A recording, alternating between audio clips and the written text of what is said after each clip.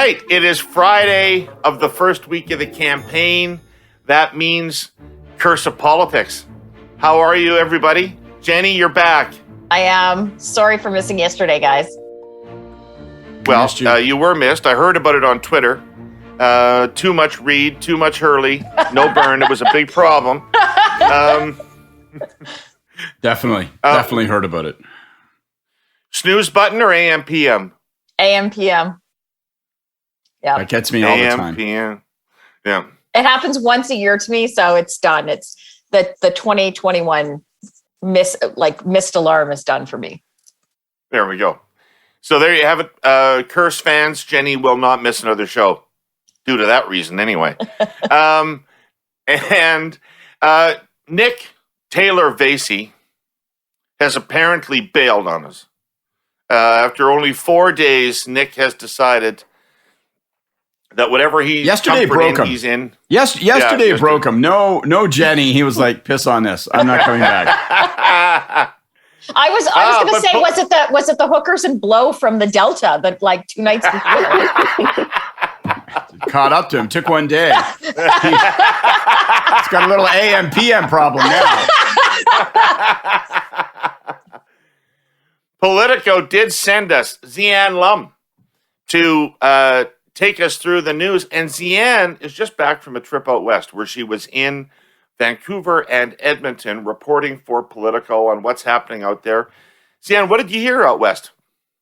Well, I heard not a lot about the election campaign from people because I was in Vancouver the week before the election call. So people were kind of consumed about the ongoing dry conditions and also the wildfire smoke that was engulfing the air.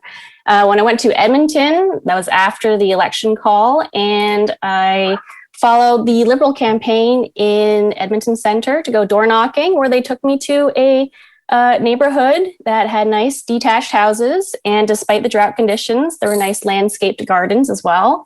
And they were telling me how, childcare was on top of their minds, healthcare was on top of their minds, and also some anti-Jason Kenney sentiments, and also talks about the ghouls from the past election. So some people who were kind of indifferent to voting for the Liberal on their doorsteps were kind of saying, I remember what happened in 2019, what Trudeau did to Jody Wilson-Raybould, and that's something that I just can't really square. So that was kind of interesting to overhear. Yeah. Key to Liberal door knockers out there all across the country, if the person you're knocking on brings up Jody Wilson-Raybould with you, mark them down as at best undecided. Do not put them in the Liberal category. Any hyphenated. Jody Wilson-Raybould, SNC-Lavalin, Nick Taylor Vasey, get out of there, okay? Well, you're not getting the vote. Except for the last, they've already had an election where they won after, people talked about the topic. So it's like SNC-Lavalin and Jody Wilson-Raybould, that was the campaign of 2019. So if people are bringing it up, they have never been in the Liberal camp, probably. No, 100%. So, Zian, what's in the Ottawa playbook today that people should be interested in? Well, as you mentioned off the top, I am pinch hitting for Nick. So I wrote the top of today's Ottawa playbook section. And in today's playbook, on the menu is some big Western Canada energy. And you'll find a record of my sit down with Mike McDonald, who, your branded Herle Burlite fan base knows is a former political operative with an encyclopedic knowledge of BC's political map. And he's also a friend of the pod. And he mentioned some interesting things about kind of the long-term impact or influence will be on Parliament to all the parties kind of just parachuting a bunch of candidates into the nomination process and a bunch of those expedited nominations being elected into Parliament and how that's going to impact party discipline and the dynamics in the future Parliament. We also have a campaign postcard from Nick, postmarked from his time in Calgary's Skyview, and also an interview with Nenshi, the Calgary mayor, who says nobody cares about Albertans during federal elections. Well, he's wrong about that. All right. The conservatives do, but no one in his political party or universe does. I thought he was a conservative. I thought he was a red Tory. Nenshi? Are you on crack? Yeah, I know. He started out that way. Well, no, he might have started. Well, in any event, you won't get a better source on BC politics than Mike McDonald. That's for sure. I'll agree. I think we can all agree on that. And where are the leaders today, Zian? Well, the Trudeau, I think he's in Winnipeg, and O'Toole is also in Winnipeg, and then he's crossing over the border to Saskatchewan, where his itinerary says that he's heading to the Saskatoon X, and he's checking out the Kick and Horse Saloon. Singh is in Saskatchewan as well, where he is visiting the Cowessess First Nation. Blanchette is in Saint Hyacinthe, and the Green leader, Enemy Paul, is. Can you guess? Can I get a drum roll? Wait for it. Yeah. Drum roll. Unless she's in Toronto, unless she leaves Toronto Center, we don't bring her up on this pod. Oh, come on. Okay, then that's. Well, suspense is busted. Well, she's heading north of the center of the city, and she's going to Witchwood Barns, which is in Toronto St. Paul's, which is Carolyn Bennett's stopping ground. She is out of her riding then. Does she know that that's not in Toronto Center though? We'll see. We'll see if she hurries back. But yeah, must be the second best green prospect in Canada, St. Paul's. Eh? That's definitely where you'd go. Super strategic. Zian, thank you very much for this morning. Thanks for getting up early and joining us. Thanks for having me. Much too early podcast. Yeah, thanks. All right, guys, I got polling data. Let's go. Let's hear it. Okay. Oh, Jesus. Got my pen ready. Got my hemlock ready. All right.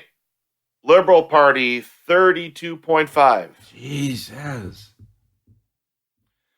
Conservative Party, 31.9, rounded up to 32. New Democratic Party, 19. Green Party, 5. People's Party, 5. Well, So a lot of those numbers. So the Liberals are literally where they were last election, based on these numbers. Conservatives are down 2 points from the last election. NDP up to. Right.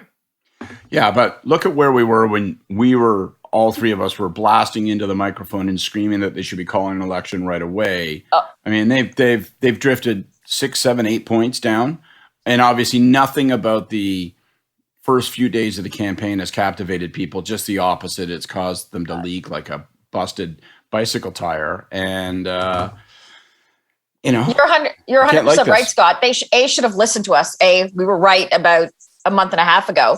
But they actually don't, like, I'm watching their campaign and they don't seem like a campaign scared. They actually seem to think things are going, that things seem to be going well. They don't seem to be worried that, okay, we've had a really shit first week of the campaign, which they have.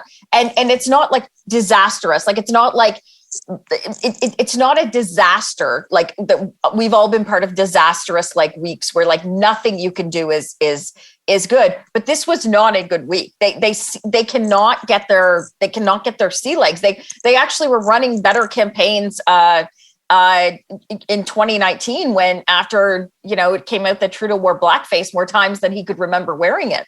It's a very weird. It was a very weird dynamic. Well, yeah, I agree with all of that, and people that were listening got a double barrel dose of that from David and I yesterday. We went really hard in breaking down our misgivings about the first few days. I'll just say this, and obviously it wouldn't be captured in this tracking, but I did think that yesterday was better. I thought that yesterday was better for a couple of reasons. I thought yesterday's announcement was more on the numbers. When you take a look at the data that you've been showing us, David, about issues that people care about, I thought that frontline issue, going into long-term care, having something concrete. I was worried they were going to go in there with nothing new and nothing interesting. They had something concrete, so I thought that was a better announcement. I'm not so naive as to believe that turns the whole campaign around. But they crossed with their left there, and then they came in underneath with with the right, and they got the discussion on abortion going. And whatever people think, oh, it's desperate, it's obvious, it's coming too early, all that sort of stuff. I turned on Evan's show last night, 5:00, and it was the first hour. So all being asked about it, it's talking, right? So they got traction yesterday. But Scott, they didn't bring up abortion. Aaron O'Toole brought up abortion. Fair enough, but they leapt on it, they drove it, and I mean, we can talk about this stupidity. You're already we're getting to what I was going to do my fucking hey you on. Sorry, I'll stop. But I just thought yesterday, let me put it this way. Yesterday, for the first time on the election campaign trail, since it was called, the Liberals drove the message of the day. And that, I mean, that's what you want to do. So, what did you do yesterday? I'm guessing for a lot of you, it was some combination of going to meetings, scrolling your feeds for election news, ordering food, shopping online, and listening to podcasts. All of that happened because of powerful digital connectivity, something that many of us living in the larger cities kind of take for granted. Our presenting sponsor, TELUS, doesn't take it for granted. It's a mission for them to make digital connectivity more powerful, more reliable, and to bring that power to every rural, remote, and Indigenous community in Canada. There's just no good reason people living in our smallest places shouldn't have the same access to high-speed internet and the advantages it brings as our most densely populated areas. So far, over 450,000 rural households across Canada are wired into TELUS's world-leading pure fiber network. Since 2013, TELUS has invested more than $5 billion to connect 137 communities and 56 First Nations across BC, Alberta, and parts of Quebec to pure fiber. Another 410,000 rural households are connected to their high-speed wireless networks. And a total of 178 Indigenous communities and 430 Indigenous lands get high-speed internet through TELUS. It's life-changing stuff. The ability to work online, get medical care online, run a business online, learn online, even revitalize a language and preserve your cultural heritage online, without having to pack up and move to the big city to do it. As good as that is, it's a work in progress. The continuing evolution of 5G technology means TELUS's high-speed signals will travel further and faster so they can cover more of this vast land. You can learn more about it at telus.com/connectingcanada. So I got two comments about that. First of all, I obviously like the announcement. Substantively, I like the announcement a lot. Care about this issue and like where they're going, both in terms of upgrading PSWs and in terms of providing better quality infrastructure. So I like it. Now, let's just put on the table that there's no chance that happened as a consequence of our discussion yesterday morning, right? So our powers are vast and our influence is mighty, but it didn't happen in that 2 hours. No. But do you think they had planned to do it at the beginning of the campaign this Thursday? I doubt it. I'm thinking about it from two reasons. One of which is I would have foreshadowed that on Sunday when I did the call if I had planned to make this announcement on Thursday. There's no reason. We were calling for specifics on why this election was necessary. There's no reason why this wouldn't have been in the rotation of reasons if you were going to spend $10 billion on it 4 days later. The second thing is, despite the fact that it's $9 billion, they actually didn't really dominate the day with it. Like I watched the nightly news programs last night, they led on housing. And the long-term care announcement was sort of an afterthought on television news. And I noticed in the print, it just sort of thrown in. All the parties said something yesterday. The Liberals said among their things that they would spend $9 billion on long-term care.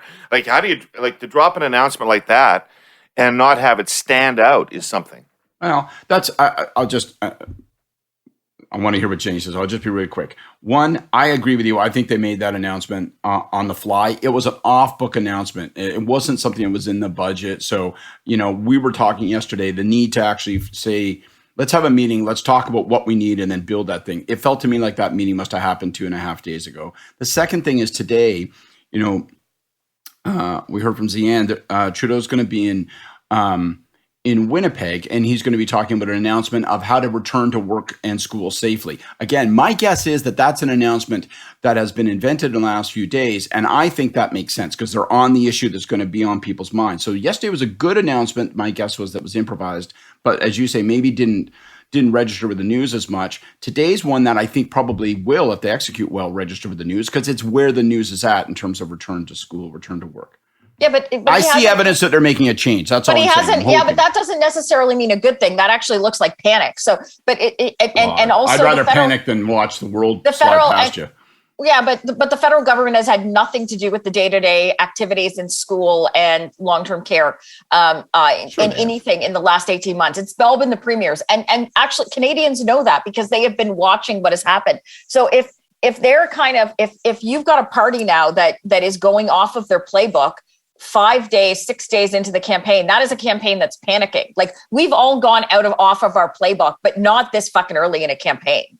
Who cares? Come on. If the playbook they were using sucked, then be on another one. It's not working. It's not working. They're down in the polls. And the reason, David... Well, hang on. They're making the adjust yesterday and today, so we don't know that that's not working yet. Okay, David. And the reason that inflation and the housing prices led the news last night is because that's what people care about. That is right now. It is now gone from a sleeper issue to the issue of the campaign, affordability, and this is a huge opportunity for the Conservatives, and it's a huge problem for the Liberals.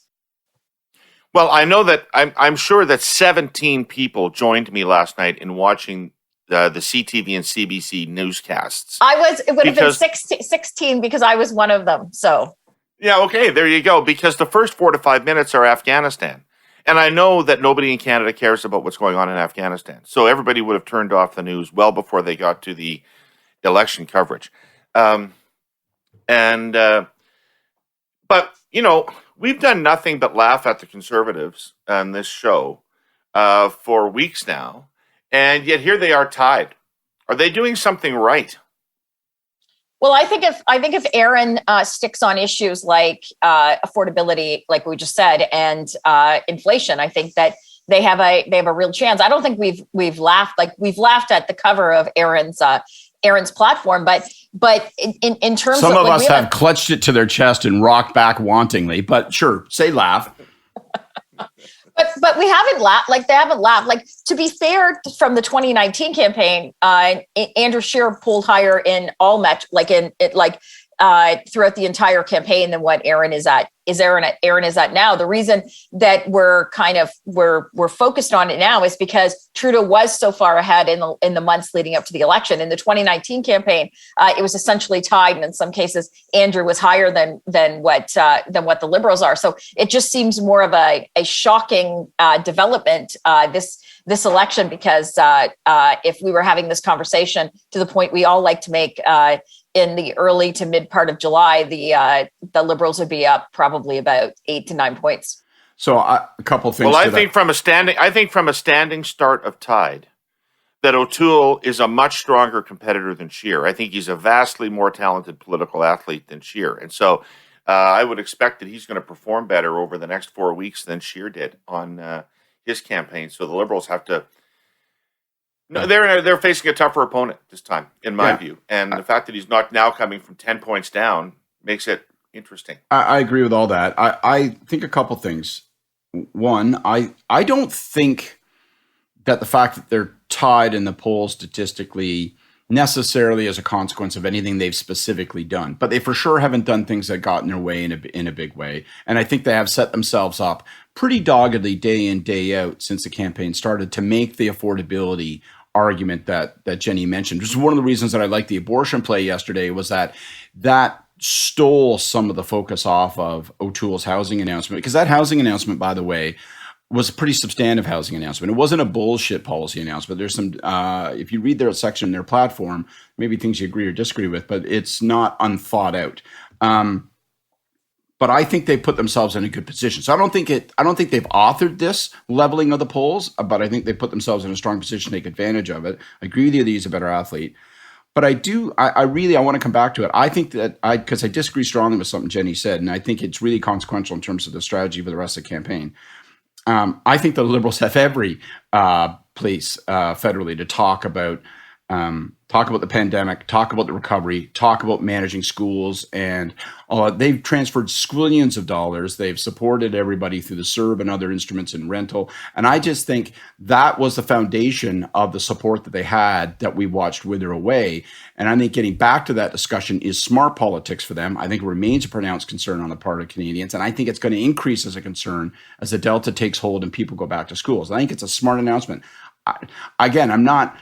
It's too early to say that they're making a turn, but I see in yesterday's announcement and in the play on abortion and then the decision today to go on a pandemic-related announcement, I see evidence that they're pulling themselves up. There's still one big thing missing, and I'm going to come to that in my Hey You, but I see some evidence that they recognize that they need to change. Wow. If the Liberals have decided they are going to go back to COVID to try to win this election, I will disagree about that for the next 31 days then, for sure. Because it depends how you use it. Yeah, depends how you use it.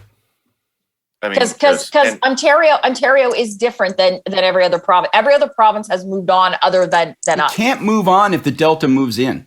And I think it's going to happen. Okay. I know you don't like the So wait a second. First of all, I don't want to wait. Hey, no, it's not that I don't like it, Scott. I just disagree with you. Okay. Hey. Well, we'll see.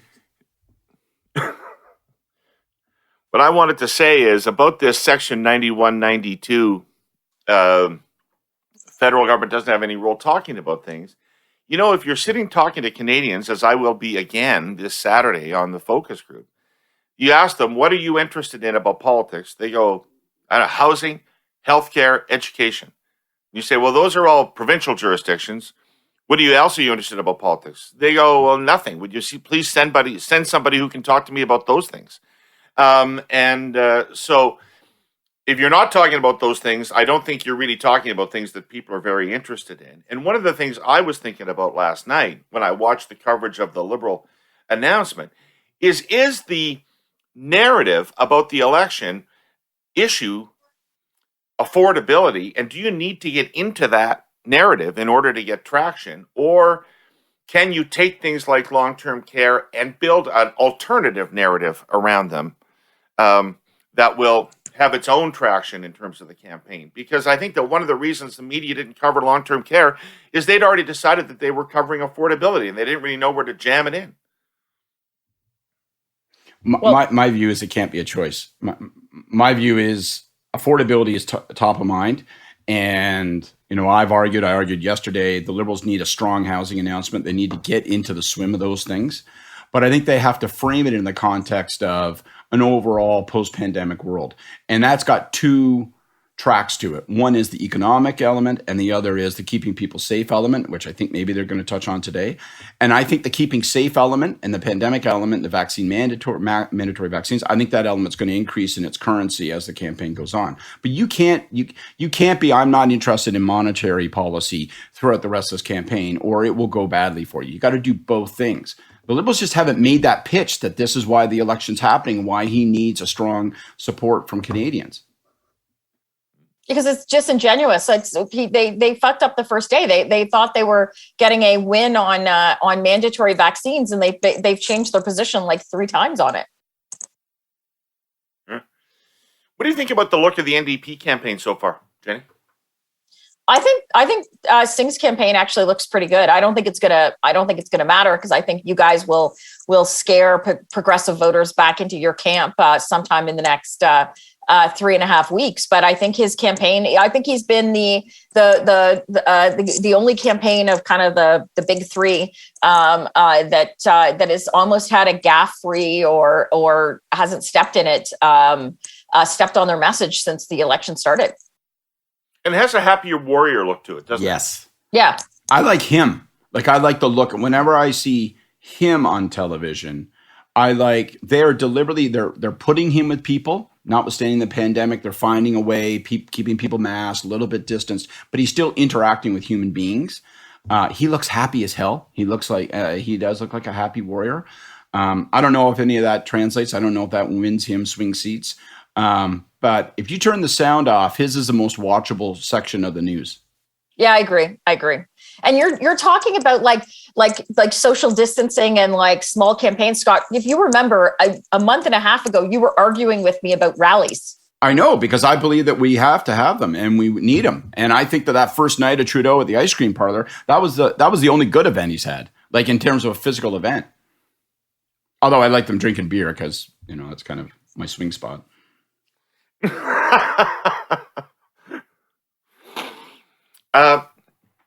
So what do you expect to see next week? What do you expect to see next week? First of all, how much, in terms of phasing, timing and phasing.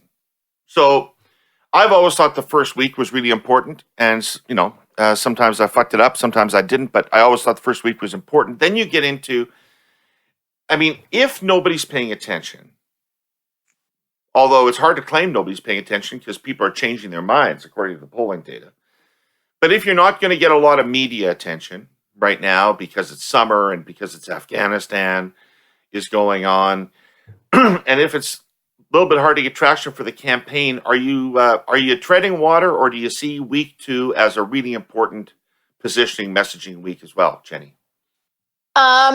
Listen, I'm more with you that I think it's treading water. I'd like it to be a substantive week because I like covering the stuff and I like watching it from afar. But we all know what week 2 of and it's not just week 1 that's important. We all know like the first few days, and then it kind of like it morphs into. It just morphs into like the regular day-to-day stuff. And then there's peaks. We're going to have like probably the next high excitement will be debates. And then, you've got the start of advanced polls, at least for ground people like me. And then you've got like kind of the last 3 or 4 days, which become big. So I think we're going to see a bit of treading water, in my opinion. I don't think the Liberal campaign can afford to tread water. That may be the true reality of the rhythm of the campaign, that's what this week is set up to be. But if you're the Liberal campaign, after putting rocks in your pockets for the first 5 days, you can't afford to tread water next week. I think they have to continue to keep trying to change the trajectory. So I would sharpen up my advertising and go hard. I'd go negative on my advertising against O'Toole and give people a reason to have some worries about that. You're guy. Agreeing with that, Jenni?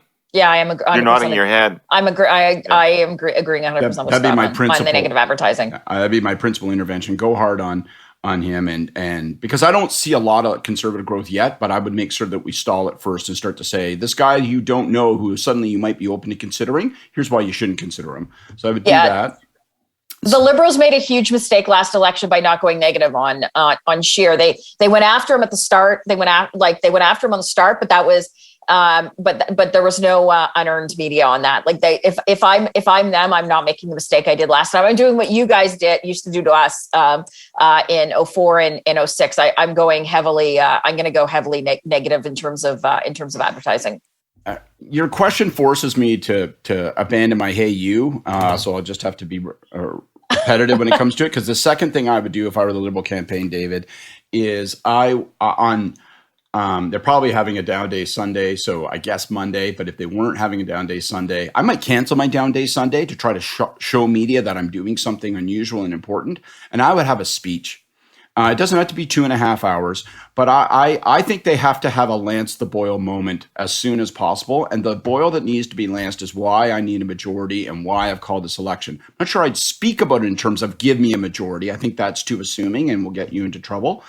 But I think that Trudeau has to answer the question that hasn't been answered from the beginning of the campaign, which is why now, and how do you as a voter benefit from providing a mandate to somebody in this campaign, and specifically providing one to me as the incumbent government. When I talk to media, they're saying, I still don't hear a reason for why we're having this election. So if only media, even if only media hear it, I would stop and say, we are having an extraordinary event. It is this, and I'm going to sink the narrative that I failed to sink and therefore lance that Boyle. And I would make that argument the way I think it should be made, which is we've got to face the issues of pandemic and public safety and public health, and we have to face the issue of stronger economic recovery. I have plans the others don't, and I need your full-throated support so that I can put those into play. And I would detail that argument much more precisely than they did last week. Again, I don't think that's going to cause voters to go, oh, okay, now I hear it. But it might alter the way in which the media look at it. Because right now, media are saying, okay, not a bad day, but not what I want to hear. I need to hear this. Lance that Boyle. All right. It's time for One of our favorite segments of this show, Mr. Pinsent, would you please assemble the audience? Ladies and gentlemen, please return to your seats. The Hey Yous are about to begin. All right, who's up first with a Hey You? Well, I can go. My Hey You is it's a backward looking Hey You, but so we are now talking abortion on week one of the campaign, and it is. I have lived through this stance for every single campaign I have worked on. 04, 06, you guys fucking destroyed us on this. Like I remember calling through Ontario candidates when I was the Ontario desk 4 times in one day, reminding them not to talk to the media about abortion. And so I think that what the O'Toole campaign, I assume when they proactively brought it up in Quebec 3 days ago, was they were trying to do a Stephen Harper playbook from 2005 in terms of same-sex marriage when he proactively brought that up. I don't think abortion and same-sex marriage from 16 years ago are the same thing. At that point in 2005, and we've talked about this, that issue has changed within like a decade. But in 2005, it was still it was an issue where we were winning votes from you guys on. There was a reason that the Liberals up until that point supported traditional marriage. And so I would just say to the Conservatives, do not try to be too cute. We do not do cute well. We do not do witty, clever, any of that well. So be very careful in terms of what issue you put on the table, what ball you put on the tea stand for the Liberals. Earnesty, such a conservative word. Scott, you got a Hey You? Yeah, well, my Hey You was going to be a plea to the Liberal campaign to take advantage of the weekend to do to lance the boil, do the reset that I was talking about. But I'll since I shot that wad, I'll talk about something else. I'll pick up on what Jenny said. I know there's a lot of buzz among observers and media and people rolling their eyes. You're still thinking about that goddamn conservative platform. I am. I can't get it. Maybe it's because I had a bed sheet made out of it, but I don't know. I just wrapped myself up in his big blue shirt, and his tight blue blouse. I'll switch tracks, though, and go to all those observers and media and eye rollers on Twitter who are saying, oh, my God, are they hitting abortion already? And I'll pick up on what Jenny was saying. To the Liberal campaign, it's 32-32. So you found yourself in a knife fight. And there's only one way out of a knife fight, and that is to stab. So do not pay any attention to all those people who are saying it looks desperate, it's too early, don't do that. Hit O'Toole on all of his candidates being vaccinated. Take the example of Ford and pound him around the ears with it. Drive news. Media will love that story, and it's not an invalid story. And keep coming back on abortion and find new ways to surface that issue. Get back to conversion therapy.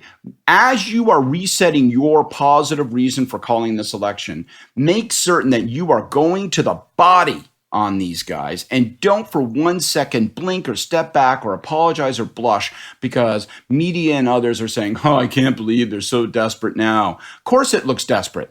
It looks less desperate when it starts to leave bruises. Go, and go hard. Excellent. All right. My Hey You goes out to the Liberal campaign as well. In terms of what you might be thinking about doing for week 2, this whole campaign, ultimately, as all Liberal campaigns do, must build toward a crescendo of corralling about 25% of NDP voters to switch their vote to vote Liberal instead of their preference for NDP. In order to do that, you need to give them at least one issue on which the Liberal Party has moral superiority over the NDP. You need to give them a fig leaf by which they can justify and feel good about their choice. They're fundamentally going to be doing it to stop the Conservatives, but you need to give them a positive thing that they can justify to themselves about why they're doing that. And so use this next quiet period of the second and third weeks to establish at least one issue on which progressives can say, I think the Liberals have a superior offering to the NDP. That's our show for this week. I want to thank you. I want to thank everybody for listening and watching. And by the way, YouTube numbers are going through the roof. bizarre. To watch our logo. Since we're not video. Well, Ever since we've taken our video off, the YouTube numbers are soaring. I've actually had people message me and say they miss seeing us. See, I've had people message me and say they love that doll that Rosenberg has put up on the logo, and they much prefer it to me. So, thank you to our presenting sponsor, TELUS, for all of their continuing support for this pod. I want to thank Politico and Zian Lum for their efforts today, and thank so much our friends at EKOS for providing us with this daily tracking polling data. Thank you, Frank.